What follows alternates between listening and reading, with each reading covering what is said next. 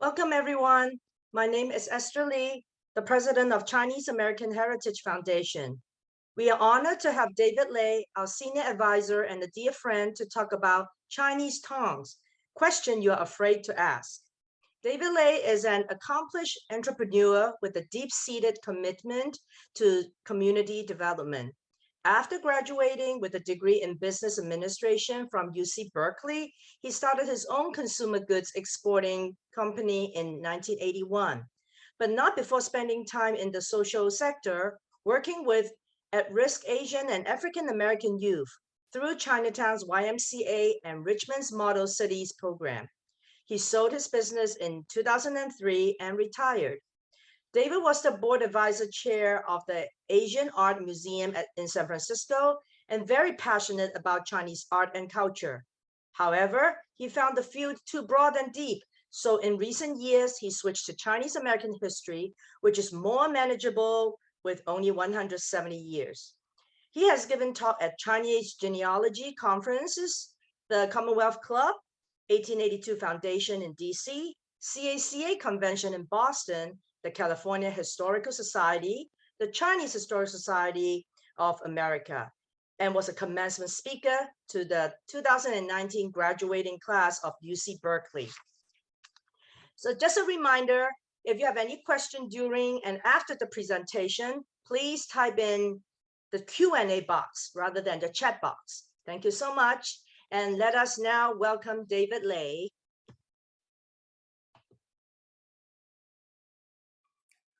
Okay, share screen. My wife wonder why I want to even talk about this subject of tongs, because she says the real Tong War will start in about an hour and a half. That's when the Golden State Warriors play the Memphis Grizzly.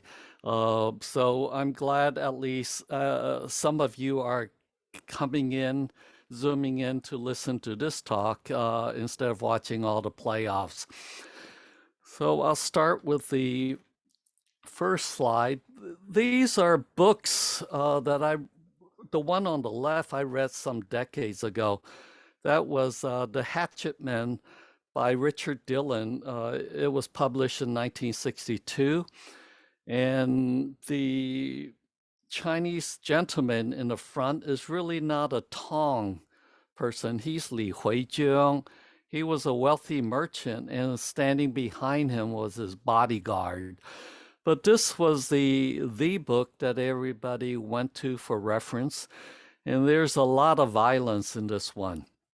And then the one on the right came out in 2016 more recently by Scott Seligman, and he's written a lot about Chinese and Chinese in America. So the one on the left is The Hatchetmen by Richard Dillon, 1962. And besides information about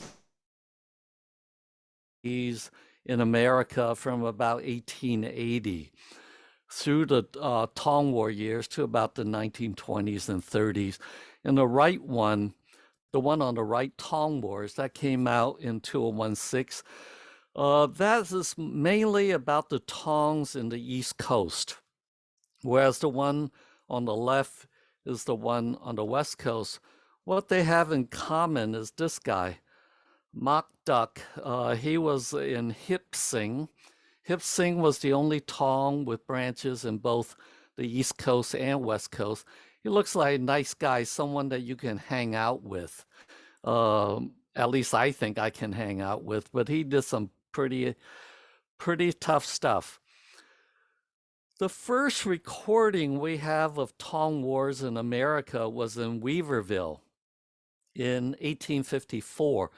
This is very early on, and Himart Lai writes about this Tong War. Weaverville was in Northern California, gold mining area, and they even have this plaque up now you see on the bottom. In the year 1854, on this site, two belligerent Chinese Tongs fought a pitched battle. 2,000 participated, 26 lost their lives, and many were wounded. Well, this war actually, what they say 2,000 participated, yeah, maybe 2,000 people were watching it. But the Chinese, there weren't really that many that was involved with this. Some say only 200. And it was really not between Tongs, but between district association. This was between the Samyup Association and the Yanwo Association. Samyup are the people from the three districts, or the Samyup, near Guangzhou or in and around Guangzhou. That's the Samyup district. They were mainly merchants. They were the first one to come. And they were fighting the Yanwo or Yanwo in Cantonese. And the Yanwo were the Hakka people, the guest people, from actually 5 dialect groups of the Hakka people. And they were always the minority group, even in Guangdong province. And so they have fewer numbers. Both sides hire mercenaries, and they pay the blacksmith, the local blacksmith, to make all these weapons for them. And they even hire Caucasian drill master to drill them. So there was a big built-up.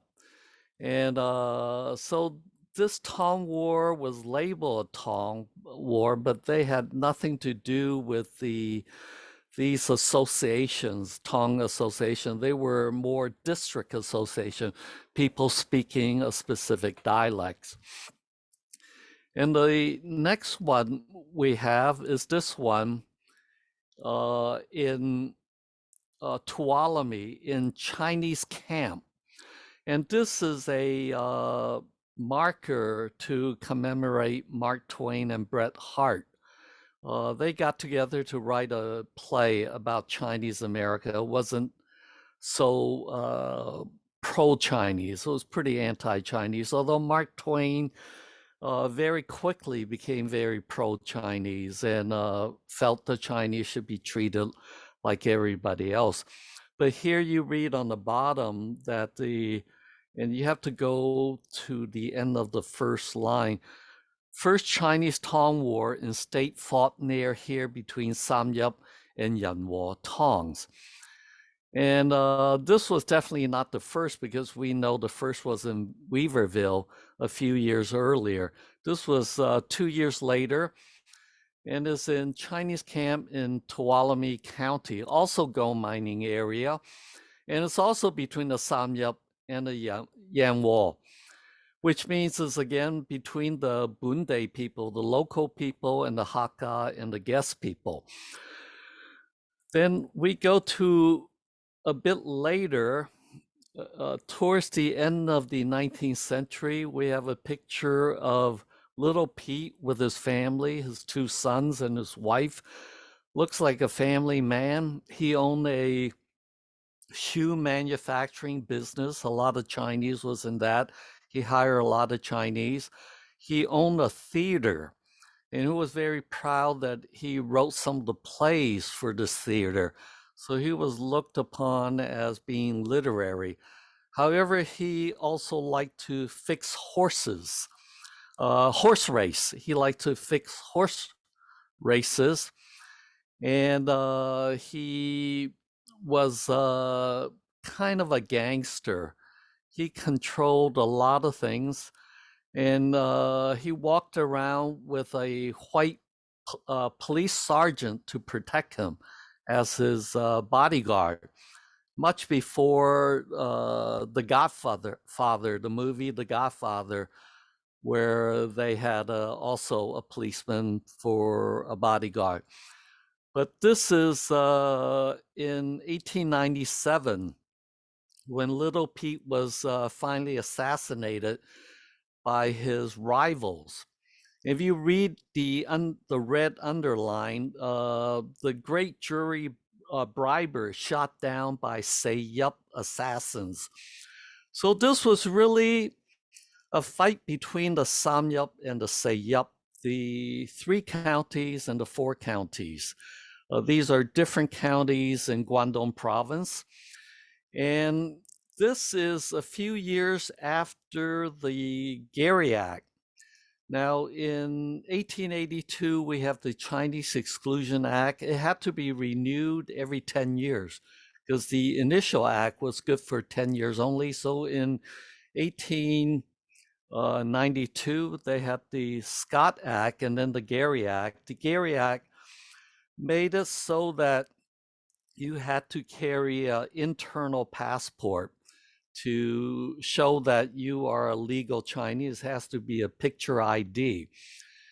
And the Six Company, controlled by the Samyup merchant, told all the Chinese in America, don't register for this, because in America, only dogs needs to be licensed and only criminals need to be registered with the government. And we Chinese are not dogs and we're not criminals. So why should we register and have this internal passport, this ID? And the Six Company went to court, and 97% of the Chinese did not register in 1892. And it went to the Supreme Court, but the Chinese lost the Supreme Court case, and the Six Company lost face, and they really had to go and register. So that's when the Sayup, who had more people, more Chinese in California, went up against the Samyup and says, you folks running things are shouldn't be running it because you're totally wrong. So the Sayup started to come to the fore. And so there were a lot of animosities between the Samyup and Sayup during this time. In fact, after the death of Little Pete, the Samyup and Sayup refused to go patronize each other's businesses and stores. So if you're a Sayup and you're caught in a Samyup store buying things, you will be beaten up. So again, these Tong wars had nothing to do with these Tongs. They were between different dialect groups of people from different parts of Guangdong. And where did all this start from? The animosity between the Bunde, the people that were in Guangdong first, and the Hakka, the people that were guest people. This started way back during the Taiping Rebellion in the 1860s,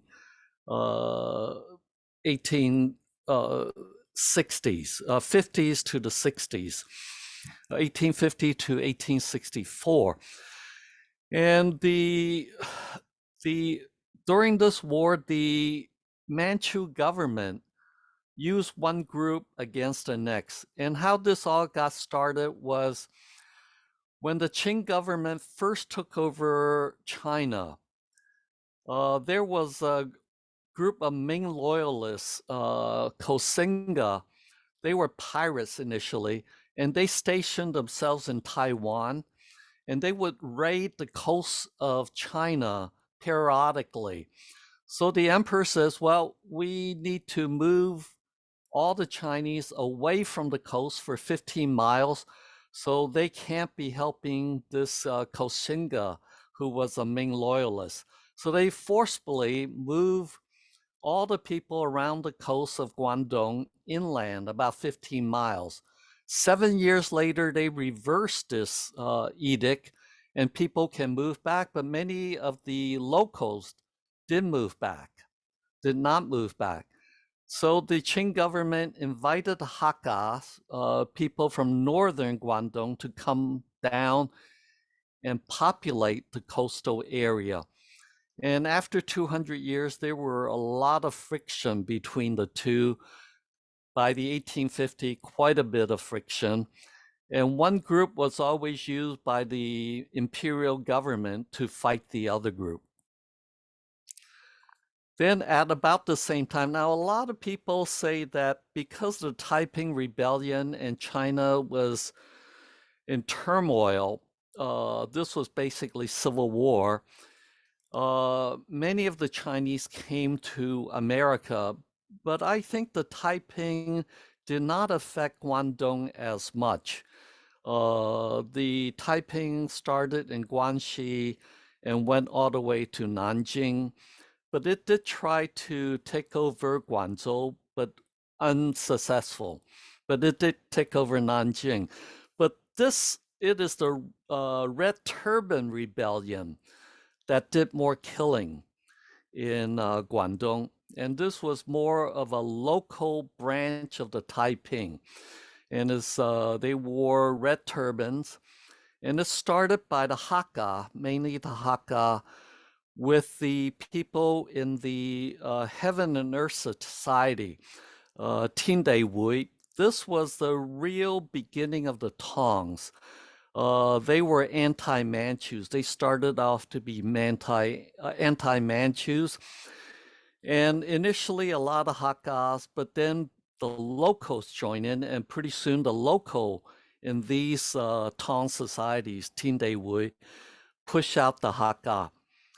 But this rebellion killed a lot of people in the Taishan and the Kaiping area. Is fighting against the imperial troops as well as against each other. And this eventually turned into, oh, I lost it. Where is it? Turned into the Hakka Punti armed conflict in 1855 to 1867. And this is the fight that really pushed people to come to America, if there's anyone, because some say as many as 1 million people die in the Sayup area over this conflict between the Hakka, the guest people, and the Bunde. Now, the Hakka, they were always at the disadvantage because they had lesser numbers and they were on the fringes of society. They didn't have the good land because the Bunde people were there earlier. But they were the people pushed to Southeast Asia very early on to be tin miners, gold miners, and they controlled the quarries, the granite quarries in Hong Kong. They knew how to mine. Whereas the farmers in Sayup did not know mining technology. So someone needs to really research this. I think a lot of miners that came to California in the earlier years were probably the Hakkas. And the Hakkas went to Hawaii very early on, and they would have heard the news about gold discovered in California much earlier than the Chinese in China, and they would have been here first, and they were mainly Hakka people. So I think this needs to be studied more. And in this picture here, you see the Hakka village. You can see that they're built like a fort because it was always defensive. They were always in enemy territory, and so they always had to be on the lookout. And from these Tinde Wui and from the Taiping Rebellion and the Red Turban Rebellion, when they lost, a lot of the members of these societies and anti-Manchus had to flee, and some came to America to start Tongs here. And they used to call these the Hongbun, the Hong Society. And eventually these became the Qigong Tong by the 1870s. And they were actually more powerful. This Qigong Tong organization was more powerful than the Sixth Company. By the late 1890s, they had about 373 branches in the Americas, Canada, US, and Mexico, and some in South America and in Cuba. So they have more branches than anywhere else, and it was estimated about half the population, Chinese population in America, were members. They were anti-Manchu. They wanted to overthrow the Manchu government. They felt the solution for a weak China was to adopt democracy and adopt election, to have freedom and liberty. So these people wanted this for China. At the time of the Exclusion Act, there were about 105,000 Chinese in America, and basically half of them were in this Qigong Tong. Here's an interior picture of the Tong, and the Tong just means a big hall for a meeting place, and this is what they have. It's the only building that survived the earthquake. It was damaged, but they raised money to remodel it. So this is the only building I know in Chinatown that survived the earthquake. And here we have some of the things inside the hall. Here on top is their secret manual that members have that tell them secret signals and words they should watch out for to know who's a fellow member. Because if you're going to have a revolution against the government, the Manchus, that's very dangerous. This is because that's treason. So you have to be a secret society, and they would have all sorts of signals, policies, procedures. And this was written, this one happened to be handwritten in the late 1890s, and it was found in Placer County. So if you go to Auburn, to their museum there, you can see this copy, and it's available online. But it's written in coded Chinese language that only the Tongs would understand. So even if you can read Chinese, much of this you will not understand. And then within the Tongs, they have this picture of their 5 ancestors from the Shaolin Temple. So the members here, they also practice some Buddhism. Almost all the temples in America were Taoist temple. The Chinese temple were Taoist, but the Qigong Tong would have some Buddhist influence because of the Shaolin Temple is Zen Buddhist. And they have these containers that always have a sandal, straw sandal, a abacus, and they will have a scale and a fan. These are all symbolic, and you have to talk to their members to see the meaning of all these secret symbols. Now, the Qigong Tong, their purpose was always to overthrow the Manchu government and make China a democratic republic, which they did do and seceded in 1911. Sun Yat-sen was here and was financed basically by the Qigong Tong in America for his revolution and the Tongs in Southeast Asia.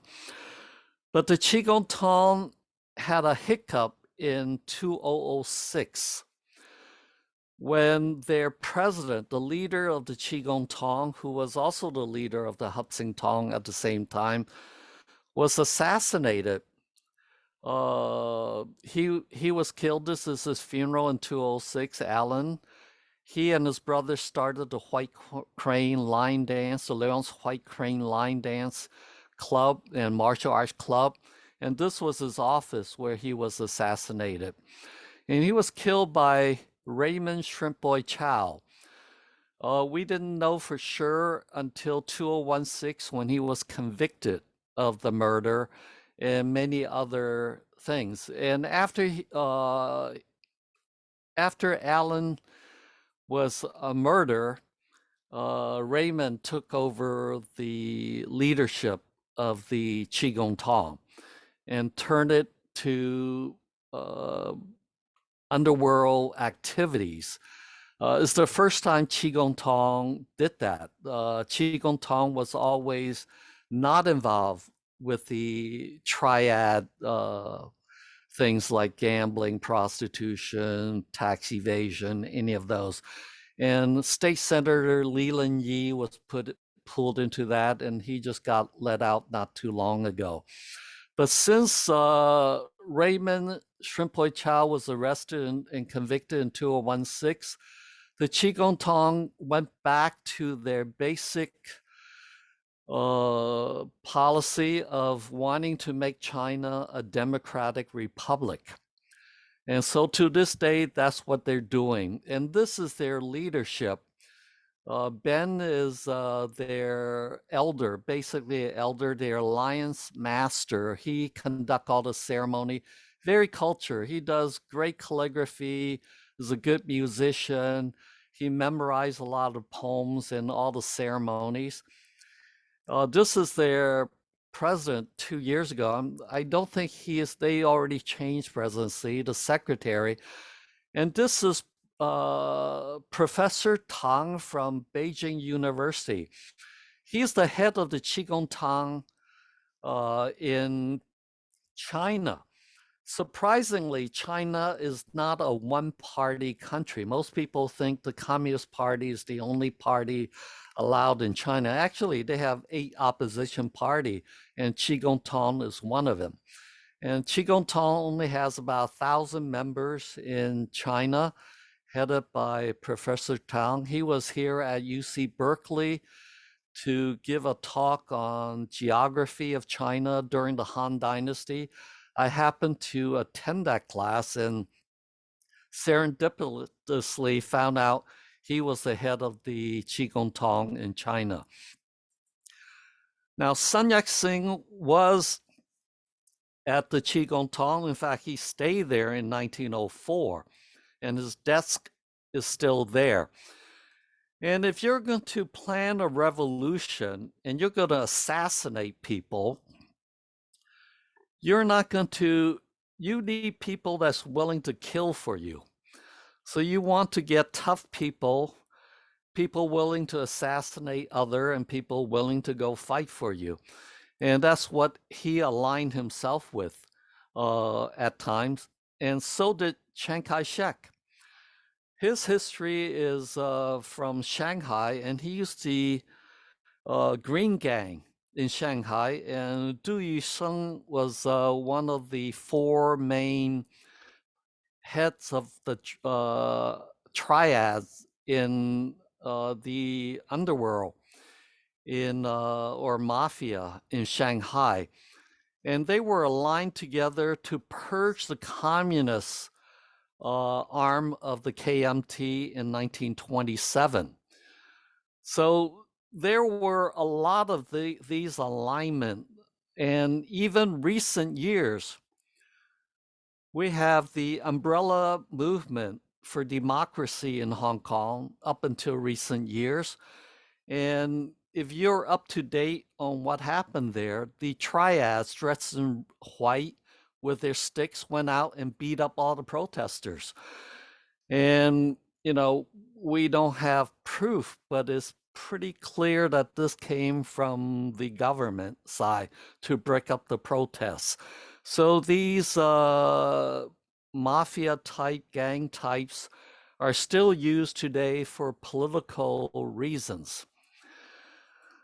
So initially, these tongs, they were, a lot of people joined because you didn't have to be part of the same surname group, because most of the organization that helped the early Chinese were clan groups, same people with the same last name, or district groups, people from the same district that spoke the same dialect.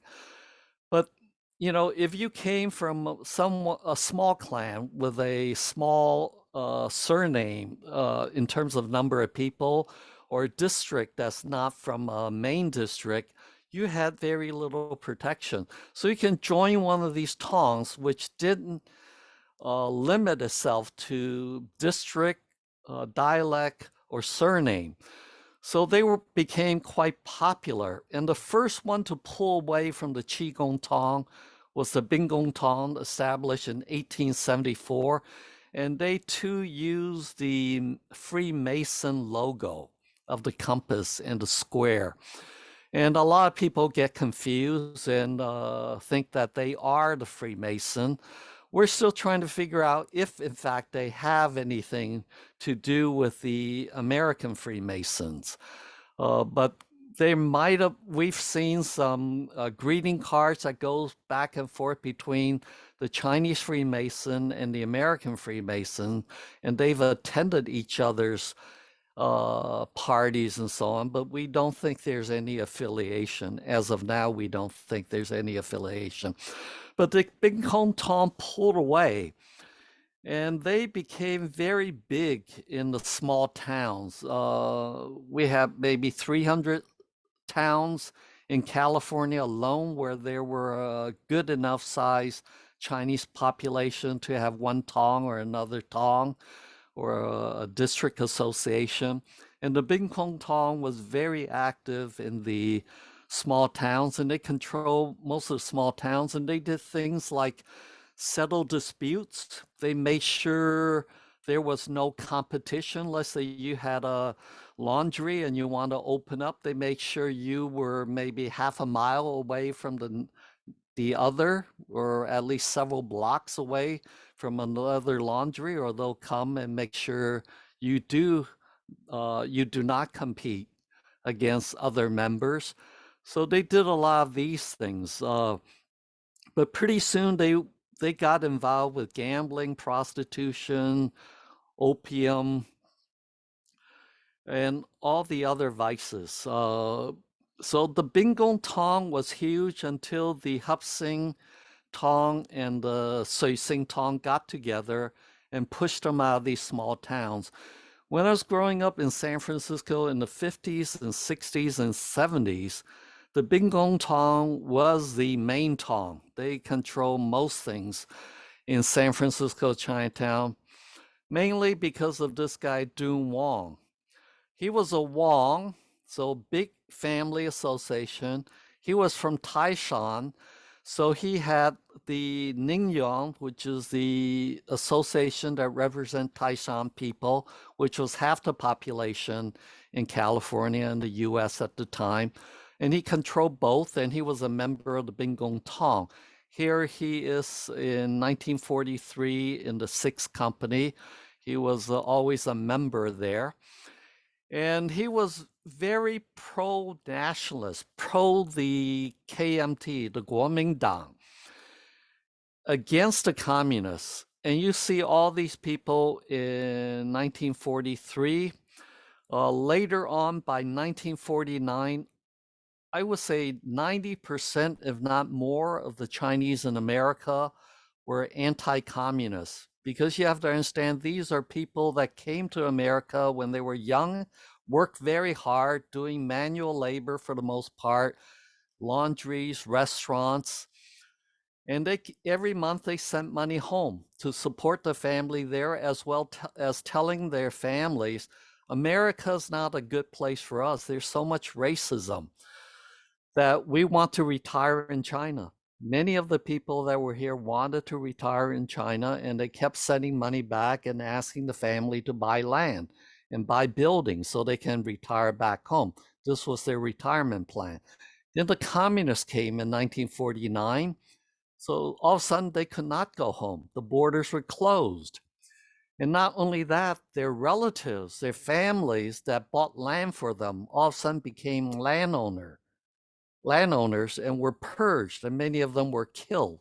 So most of the Chinese in America at that time were very anti-Chinese, including Dun Wong. By the 1950s, he was very supportive of the KMT and Taiwan.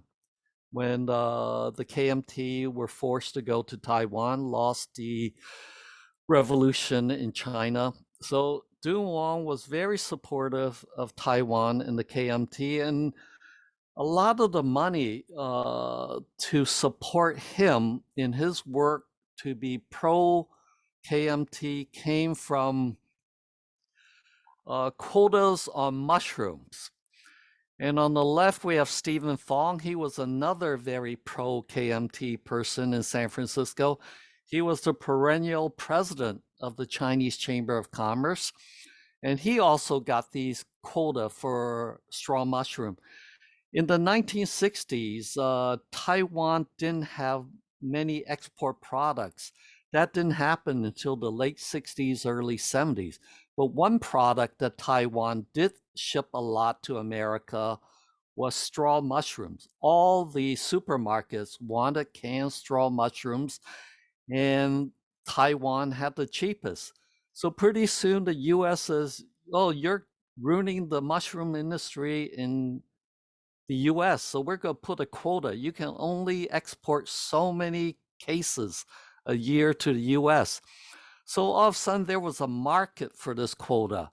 If you want to import mushrooms, you have to have this quota and you can buy them. There was an open market, $5, $10 a case on top of the duty you have to pay.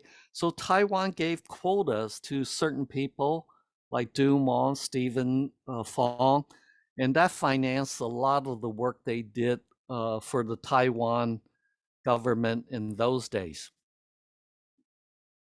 And I'm trying to go up. Oh, by the way, this is Stephen Fong in costumes. He was very active with the Zhonglao Drama Club, and he liked to be on stage. And his partner was Rose Pak. And it was Stephen Fong that brought Rose Pak, the dragon lady for Chinatown, the person who really had the political power in Chinatown and with City Hall in San Francisco. They were partners. And it was Stephen Fong that introduced Rose Pak into the Chinese Chamber of Commerce, which became a base for her political ambitions and her work at City Hall. This is another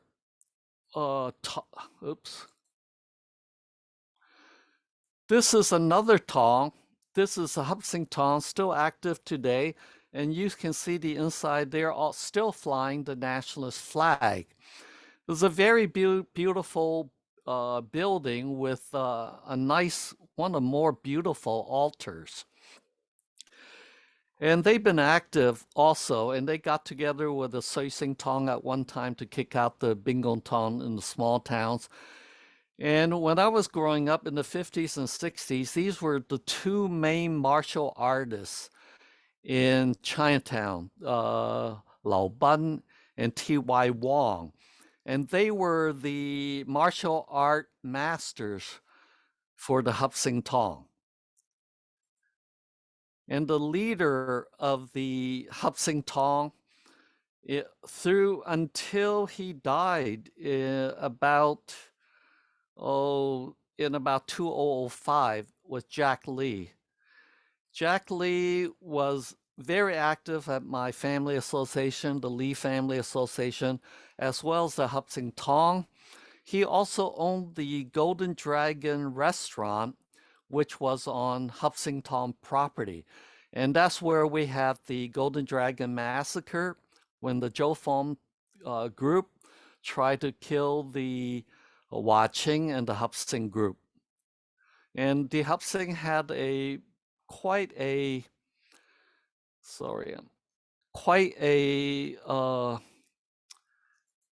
group of bad kids, but they were mainly in Oakland, and then came back later on in the late 1900s.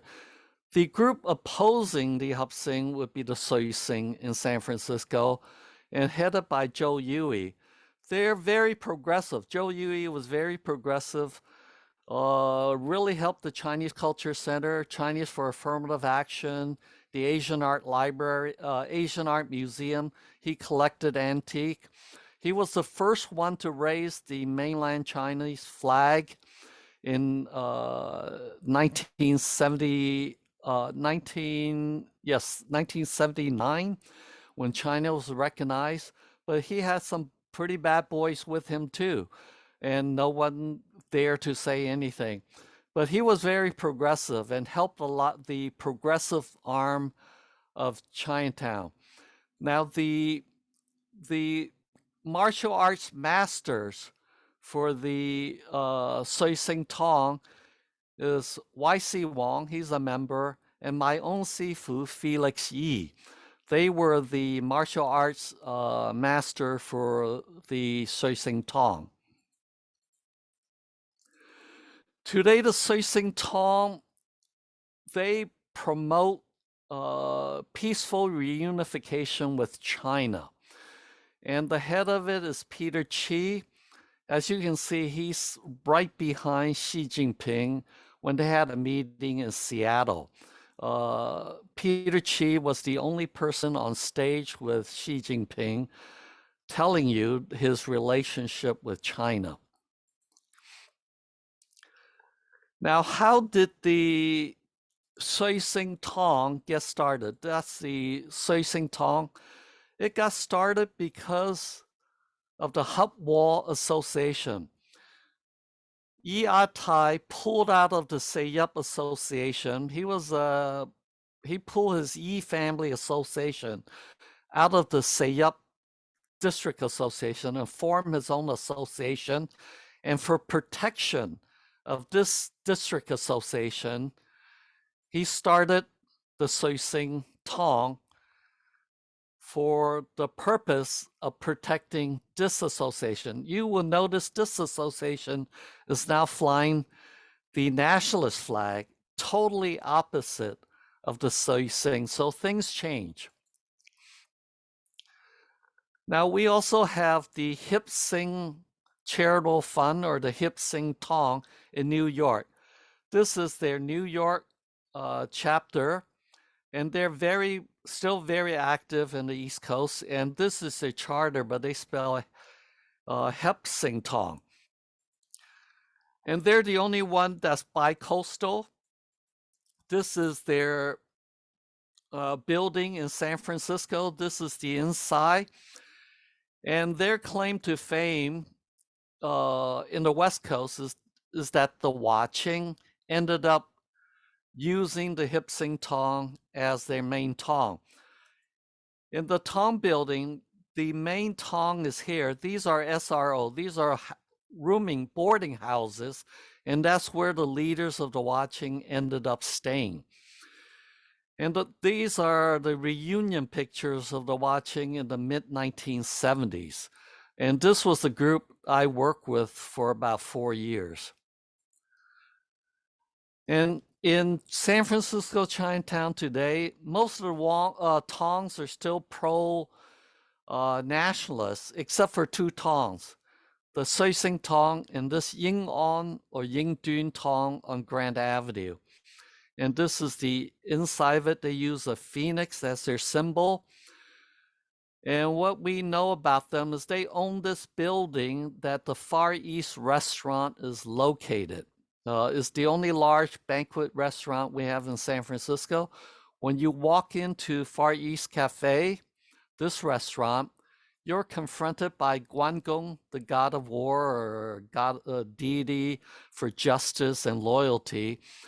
There's a big difference in this Guangong. If you look at other Guangongs, this is given by the Peace Association, Peace Officers Association of San Francisco to the Chinese Six Company in San Francisco. All Guangong and most people are right-handed, so he'll hold his halberd on his right hand. But you notice the Guangong at the Far East Cafe is left-handed, and this was specially made to tell you we are part of a tong. Don't mess with us. Basically, that's the messaging when you come in. So next time, if you're in San Francisco, you can go in and look at that. There's only 2 of these left-handed Guangong in San Francisco's Chinatown I was able to find. And then we have the Four Brothers Association, Lao Guanjiangju. They're very active in the East Coast as well as in San Francisco and other places.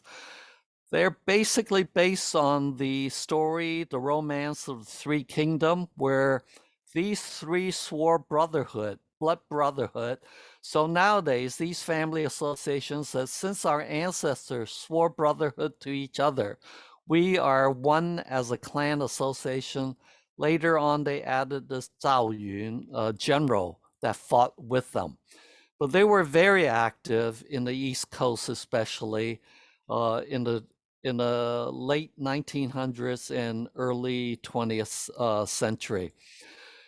So there are profusions of tongs, and most institutions in Chinatown, whether they're district association, clan association, they all have youth groups, so-called youth groups, that are their fighting arm or their protection arm.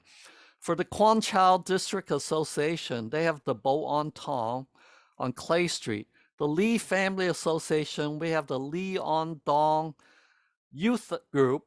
It acts as their protection group. And for the Yongwo Association, they actually have 3 groups. The Ying Tong on Spofford Alley is one of them, and they have 2 more. And the Hoi San Ningyon Association, Benevolent Association, this is all the people that belong to Toisan Group. They have the Ningqiu group. This is a youth group that used to be their protection arm, but they are now defunct. And most of these other ones are also defunct. So that's what these youth group, so-called youth group, young people group, were about at one time. Now, the Lee Family Youth Group, which I belong to, you're in the youth group until you turn 60. You don't get to be elected into a lot of the high offices until you're past the age of 60. So what stopped all these Tong wars? In 1913 in San Francisco, 26 of these organizations and Tongs got together and formed the Peace Association. They are on Spofford Alley, 2 buildings down from the Qigong Tong, and they're still around. And basically by 1925, they were able to bring about peace and talk over things amongst all the organization because it was bad for business and bad for tourism. So by about 1925, most of these stopped. Most of the killings stopped. So I'll end it there for questions. So this is 谢谢, because the Chinese word for crab is 螃蟹. So this is many thanks because there's many crabs. So 多谢. So do we have any questions, Esther? Yes. Okay. Right. Okay, so now it's the question time. So guess first question, I know you just said that there was like the peace at the end that everybody want to make peace, but what do your personal opinion think? If they never make this peace, do you think Chinatown will be safer now? Would the town still exist? I take that back. That was peace for San Francisco. That's the San Francisco organization. East Coast is totally different. I'm less familiar with East Coast because I grew up in San Francisco and I knew a lot of the Tong, the people and the memberships. But East Coast, I'm less familiar with. I did visit most of the Tongs in the East Coast a few years back. And there's still issues of like when they line dance one Tong against another. That's why in the East Coast you need a police permit before you can line dance. So the situation in the East Coast I'm less familiar with, but in the West Coast is pretty peaceful since the founding of the Peace Association by the 1930s. The Watching and the Joe Fong Boys, those were more gangs. And your question about is it more peaceful? Now, we have the Asian hate today. Right. And when people ask me, how do you stop this? I say, you bring back the Watching and the Joe Boys and all the gangs. Because when we have those gang kids hanging around Chinatown, we have no problems from outsiders coming in. So that is the other side. They were very protective of Chinatown. Anyone that came in better behave themselves because they hang out and they felt this was their territory, and they felt very protective of Chinatown. So it's good or bad. They were very loyal to each other. I worked with them. All of them got out of the gangs once they met a nice girl. That's the secret. I've tried everything to get them out of their habits and their bad ways. They're very nice people one on one, is when they're together and they want to take revenge, and they're very loyal to each other, even to this day. They're very loyal to each other. But when they're together, they do some pretty bad things. But when they meet a nice girl, that gets them out of it all. But you just said it only for San Francisco. You think East Coast is still have some powerful tongs. Then why New York is still have that Asian hate badly happening? I don't see them really hanging around Chinatown, though. It's Okay. pretty much quiet. I don't see the overt violence. And again, those were more gangs than tongs. The Watching did join one of the tongs, but they were a gang. They were basically a bunch of people hanging out together for mutual protection. And all these tongs, their illegal activities were pretty small time. They dealt in more local amongst the Chinese. They weren't so much national in their crime. There were some, but very little. They didn't really make that much money. Okay. All right. So get to some question. So at that time, if you wanted to start a business, do you need to have to be a Tong members or any procedures? Depends on which city you're in and where you're at. Yes, many of them needed some kind of protection from is a basic insurance policy, and a lot of times the towns supply recreation as well. So they were mainly bachelors, and it was like a clubhouse for many. And it's nice to be protected, to have a bunch of people protecting you. And for most of the smaller towns, there were only one tong. It was the bigger towns that had two, three, four tongs, and that's when they had problems. When there were only one, there was much less so. And the problem was some of these members belonged to two, three tongs. Mm. And when they did something bad and or killed someone, then it got very complicated. Who do you support? So it was a very complicated issue. And a lot of these things that caused the Tong Wars were very petty. Someone stole your girlfriend, someone owed you some money, didn't pay a debt. Very minor things that caused much of this. Okay. Next question. So also at that time there was some Chinese New Year hongbao, but actually it was like protection money. Is that a tribute to the Tong establishment? I think this goes way back to China. The giving a red envelope, and they used to do it with line dancing for New Year's, and all the stores would give a red envelope. But in San Francisco was slightly different because the Chinese hospital became the main tong, and the Chinese hospital did the line dancing for Chinese New Year, and the money was given to Chinese hospital. They would raise 25, 30,000 from the mid 1920s on, and everybody did line dancing for the Chinese hospital. So San Francisco's different. But for the nowadays, yeah, a lot of the different martial arts groups and different tongs would go store to store, like the Lee Family Association. When I was growing up, we would go to all the Lee stores in Chinatown, the stores owned by Lee's, and they would donate to the youth group. And we would use that to buy line heads and for our activities. It wasn't really much money. In fact, today, most of the stores only give $10, $20, $50 would be very generous. They give very little. Mm-hmm. Okay. So are there any common surname for Hakka people? Yeah, there are, but I don't know them off the top of my head, but you can go online. I know there are certain surnames. And the Hakka, they have their own dialect group, the Yanwo Association, which is the association for all the Hakkas. There's 5 subgroups, the 5 dialect groups. So they come from different parts of China. Their language is the oldest we have now in China, and they have their own martial arts styles. And the father always trained the sons to protect themselves.